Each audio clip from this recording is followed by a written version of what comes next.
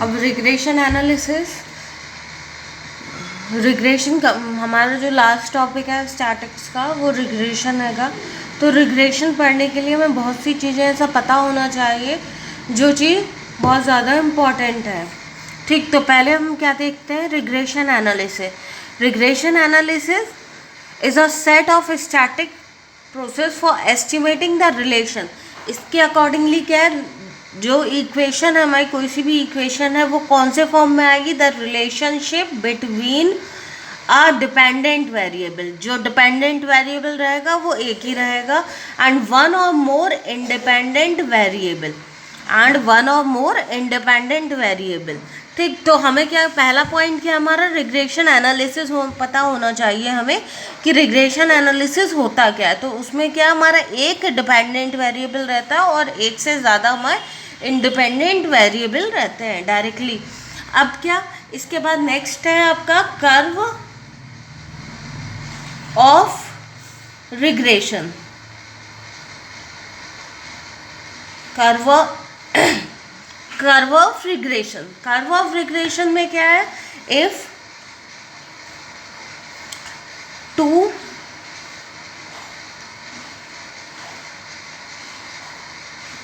To variate x and y, ठीक, x and y are correlated. पहले भी हमने कोरिलेशन का टॉपिक कंप्लीट करा था, दैट इज देयर एग्जिस्ट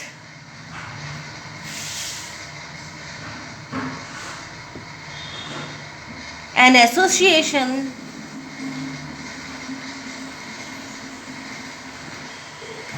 और relationship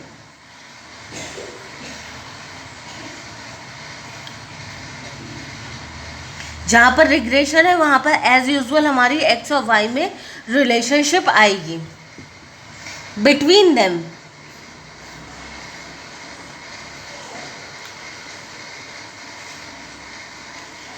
then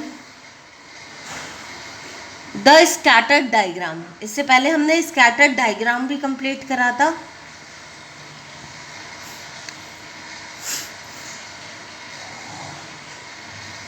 will be more or less concentrated round a curve.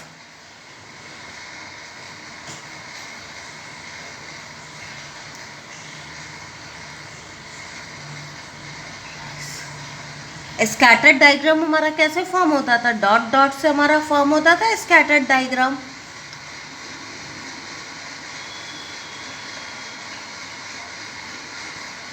अब वो जो हमारा डॉट होंगे वो कैसे, concentration round a curve, means curve के फॉर्म में हमें शो करेंगे। This curve is known as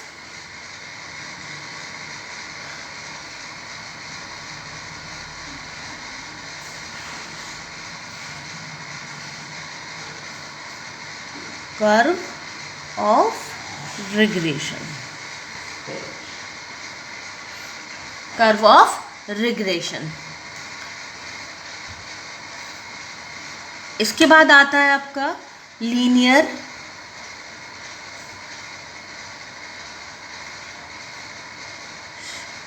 ये डेफिनेशन थोड़ी इम्पॉर्टेंट है। लीनियर रिग्रेशन, अब ये वाला क्या, देखो ये वाला जो था हमारा फॉर्म हुआ था, इसमें क्या, मोर और less concentrated round a curve के अकॉर्डिंगली फॉर्म हुआ था, तो हमारा क्या हो गया था, कर्व ऑफ रिग्रेशन हुआ था। अब मोर अगर स्ट्रेट लाइन होगी तो वो हमारा लीनियर रिग्रेशन हो जाएगा। When the point of scattered diagram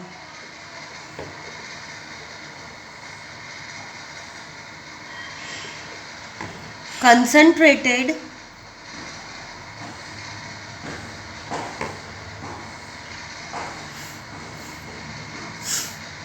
इधर पर क्या हुआ था, राउंड अ कर्व हुआ था, तो हमारा कर्व ऑफ रिग्रेशन फॉर्म हुआ था। अब इधर पर राउंड अ स्ट्रेट लाइन होगा,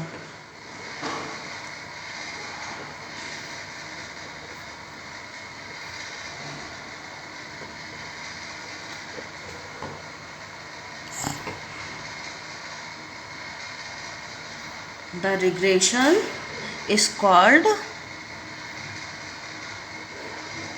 linear, and this straight line is known as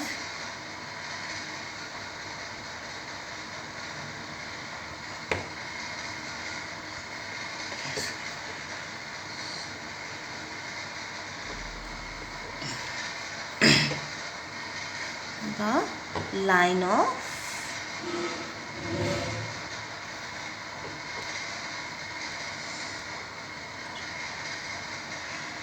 of regression. ठीक, इतना क्लियर है। अब लाइन ऑफ रिग्रेशन अगर हमारे, अब हम थोड़ा सा समझते हैंगे। अब क्या, अगर हमें एस्टिमेट करना है y for the given value of x, then regression equation of the given form y is equals to a plus b x. जैसे स्ट्रेट लाइन की जो इक्वेशन होती थी वो क्या होती थी हमारी, y is equals to m x plus c. तो सिमिलरली हमने उसी के रिस्पेक्ट में क्या फॉर्म करा, y is equals to a plus b x. तो y इज इक्वल्स टू, इधर पर हमें कौन सी वैल्यू निकालनी है, y की वैल्यू निकालनी है। तो इस वाले टर्म को हम क्या कहेंगे, the regression line of y on x, the regression y on x। Similarly अगर मान लो हमें x की वैल्यू इवेल्युएट करनी है और हमें y दे रखा है, तो हम क्या लेंगे, a प्लस बी वाई। तो ये कौन सी इक्वेशन हो जाएगी, the regression line of x on y। ये थोड़ा सा ध्यान रखिएगा, जो मेन टर्म है इसमें y। अब डेरिवेशन देखते हैंगे।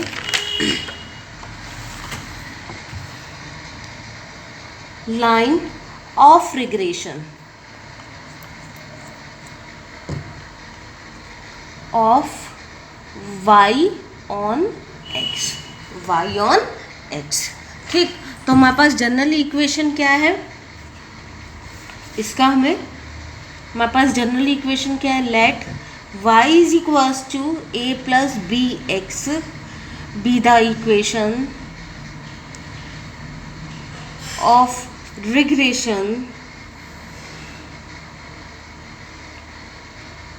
Line of y on x। इधर तक क्लियर था। अब हमने इसमें क्या लगाया, लीस्ट स्क्वायर। लीस्ट स्क्वायर का मेथड होता है जिसमें अगर इक्वेशन दे रखी होती है तो उसके अकॉर्डिंगली हम उसको सॉल्व करते हैं और उसमें समीशन लेते हैं। कि तो हमारे पास जो इक्वेशन दे रखी है y is equals to a plus b x दे रखी है, इस पर जब हम समेशन लेंगे तो y summation y is equals to कितना हो जाएगा, इधर पर कोई वैल्यू नहीं हैगी वेरिएबल की, तो इधर पर हम नंबर ऑफ टर्म्स के साथ मल्टीप्लाई करा देते हैं, समेशन x। ये वाला टर्म फॉर्म हुआ, ये पहली इक्वेशन फॉर्म हुई। फिर इसके बाद हमें इसी को सॉल्व करना है इक्वेशन को। तो y हमारे पास क्या है, अननोन हैगा, तो हम y वाले टर्म को इंक्रीज नहीं करते हैंगे, तो हमने उसको क्या x के साथ मल्टीप्लाई करा दिया। तो ये हमारा कितना हो जाएगा, summation x plus b summation x square. इन दो लाइन से हम a और b की वैल्यू निकाल के और रख देते हैंगे। तो ये वाली पहली और दूसरी इक्वेशन हमारी क्या कहलाती है, equation first and second are called normal equation. Normal equation, अगर हमें y is equals to a plus b x की वैल्यू चाहिए तो हम इन दो टर्म से लेके और ये वाली पूरी वैल्यूज़ ऑब्टेन कर लेते हैं, इक्वेशन ऑब्टेन कर लेते हैं इधर से। अब हमें क्या करना है, a और b के लिए पर्टिकुलरली अलग अलग उसके लिए हमें सॉल्व करना है। तो हमने क्या करा, a और b को जब हम सॉल्व करेंगे, इन दोनों इक्वेशन से ही हम सॉल्व करते हैंगे।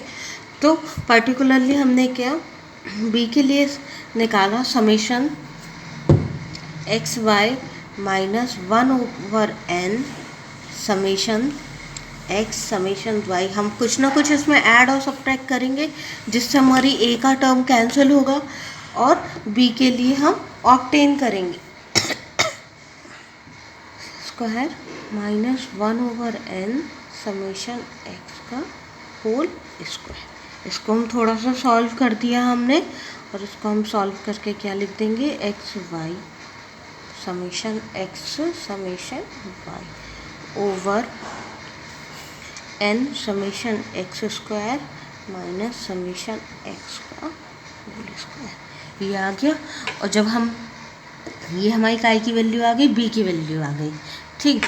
इधर पर हमने क्या करा, सिमिलरली a के लिए भी हम सॉल्व करेंगे। तो अगर हम a को अगर हम डायरेक्टली लिखेंगे तो ये वाला टर्म हमारा इधर पर चला जाएगा और n हमारा डिवाइड में चला जाएगा।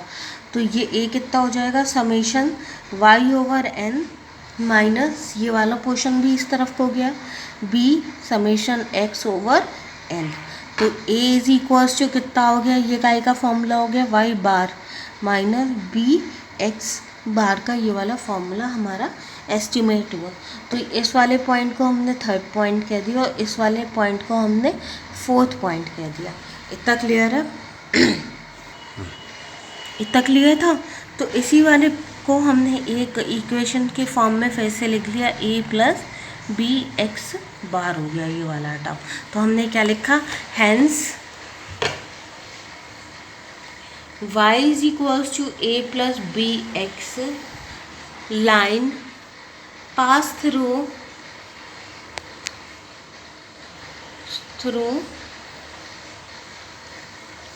point x bar comma y bar, x bar comma y bar। इतना क्लियर है? और हमारे पास कौन सा वाला पॉइंट था, a is equals to y bar minus b x bar in equation of line y is equals to a plus b x. सीधे ऐसे करके समझो कि ये वाली जनरल इक्वेशन है हमारे पास और ये वाली जनरल इक्वेशन है, इन दोनों को हमने क्या कर दिया, सब्ट्रैक्ट कर दिया, ठीक।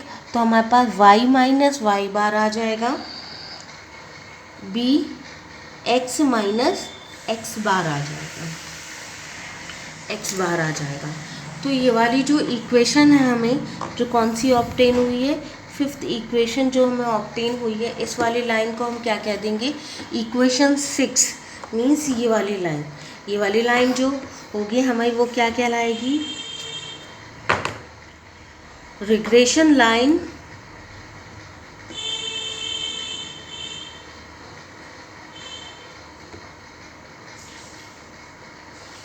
of y on x, and b is called the regression coefficient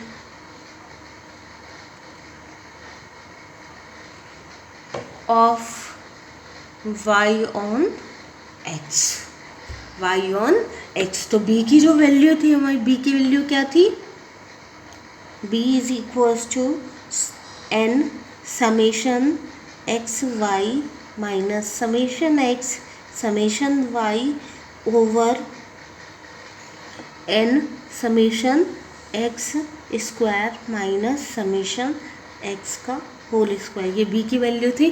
तो इस वाले कॉफिशिएंट को हमने क्या कह दिया, y ऑन x। तो हमने इधर पे क्या लिख दिया, y ऑन x। इतना क्लियर है? इधर तक क्लियर? अब हम क्या करेंगे, इस वाली इक्वेशन को भी हम रिप्रेजेंट कर देंगे y ऑन x के टर्म में। तो हमने इस वाले को क्या लिख लिया, y on x, x minus x bar. इधर तक हमारे पॉइंट क्लियर थे। अब हमने क्या करा, ये हमारे पास एक फाइनल इक्वेशन आ गई। कौन सी आ गई, regression line of y on x की, y ऑन x की। अब हम कुछ और रिलेशन ऑब्टेन करेंगे और ये हमने क्या कह दिया, बी वाई एक्स हमारा क्या है, रिग्रेशन कॉफिशिएंट है। बी वाई एक्स हमारा क्या है, रिग्रेशन कॉफिशिएंट है ऑफ y ऑन x का। तो अब हम क्या करेंगे, हमारे पास x बार है और y बार है। तो जो जनरल इक्वेशन हमने ली थी, from equation second we shift the origin, equation second we shift the origin. तो शिफ्ट द ऑरिजन जब हम करेंगे तो इक्वेशन सेकेंड हमें कैसे ऑब्टेन हो जाएगी, x minus x bar y minus y bar equals to a summation x minus x bar plus b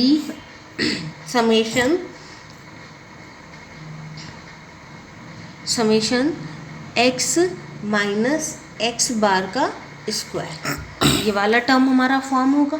तो उसमें से हमने क्या करा, कुछ जो फाइनल वैल्यूज़ थी उसको हम लेके चले। कहाँ से लेके चलेंगे। एक पहला टर्म हमारा, जब भी हम x माइनस एक्स बार निकालते हैं तो ये वाला टर्म हमें क्या देता है, हमेशा ज़ीरो देता है।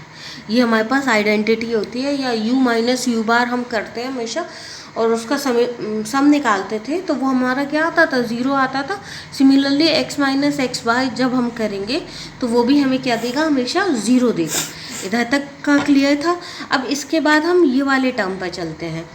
तो ये वाले टर्म को हमें क्या करना है, बिल्ड करना है। तो हमने क्या करा, we know that standard deviation sigma x is equals to हमारे पास क्या है, summation x minus x bar square over n, इतना है। इसको हमने क्या लिख दिया, स्टैंडर्ड डेविएशन का square is equals to summation x minus x bar का स्क्वायर ओवर n। तो summation x minus x bar square is equals to n sigma x का स्क्वायर। तो एक पॉइंट हमारे पास निकल आया, दूसरा पॉइंट हमारे पास निकल आया। इतना क्लियर है। अब थर्ड आइडेंटिटी बची ये वाली, जो हमने पहले भी चेंज करी थी। ये चीज़ कहाँ से चेंज करी थी, पहले का टॉपिक उठा के देखते हैं। कोफिशिएंट ऑफ कोरिलेशन,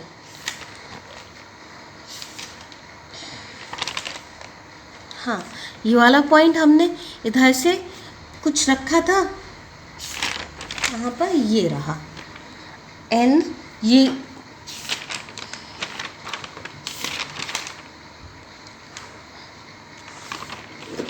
रिग्रेशन में हमने बताया था ये वाला पॉइंट, कोरिलेशन में हमने बताया था। तो उसके अकॉर्डिंगली हमारा ये वाला फॉर्मूला था, ये वाला हमने डायरेक्टली पॉइंट ये रखा था, ये देखो ये था, है ना। तो sigma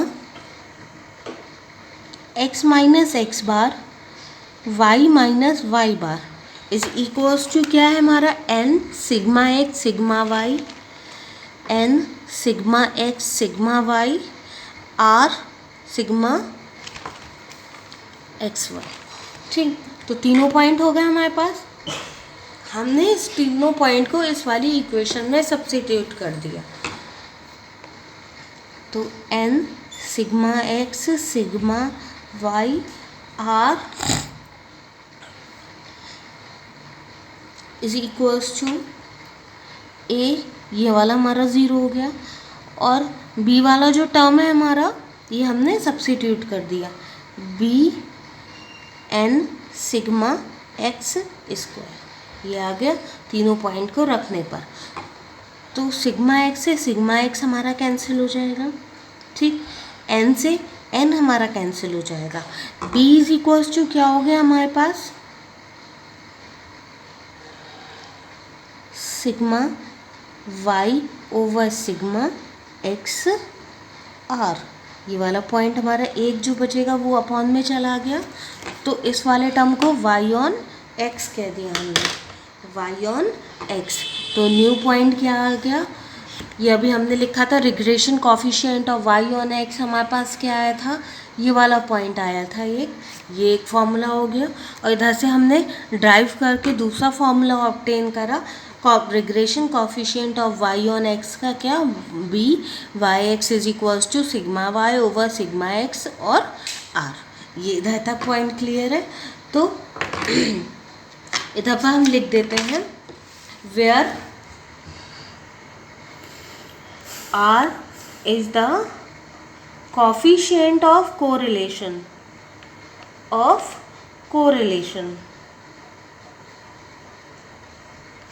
sigma x and sigma y is the standard deviation of x and y, इतना तक क्लियर है पॉइंट। अब नेक्स्ट हमने क्या लिया, line of regression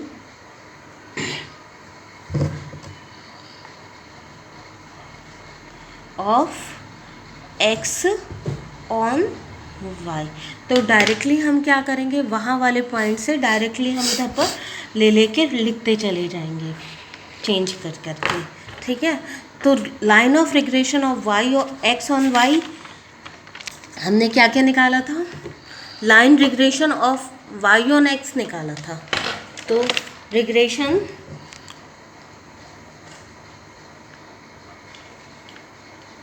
regression line of x on y, ये क्या था, जब हमारा वाई ऑन एक्स था तो वाई हमारा इधर पर आया था, एक्स हमारा इधर पर गया था। तो सिमिलरली वाई ऑन एक्स के लिए कितना आ जाएगा हमारा, x minus x bar is equals to b x y y minus y bar, ठीक। Where b x y is the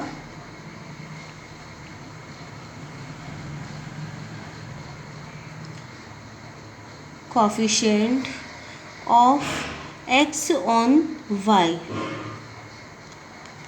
अब b x y हम कैसे फॉर्म करेंगे, इधर पर समझो थोड़ा सा। इधर पर हमारा क्या आया था, x आया था जब हमारा y ऑन x था, ठीक।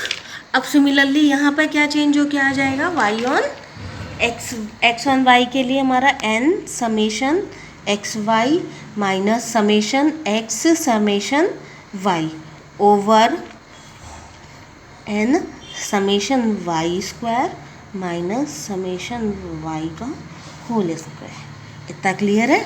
दूसरी इक्वेशन हमने जो फॉर्म करी थी वो क्या करी थी, इधर पर y ऑन x में y पहले आया था, x से नीचे आया था। सिमिलरली स्टैंडर्ड डेविएशन y का पहले आया, फिर अपॉन में स्टैंडर्ड डेविएशन ऑफ x आया।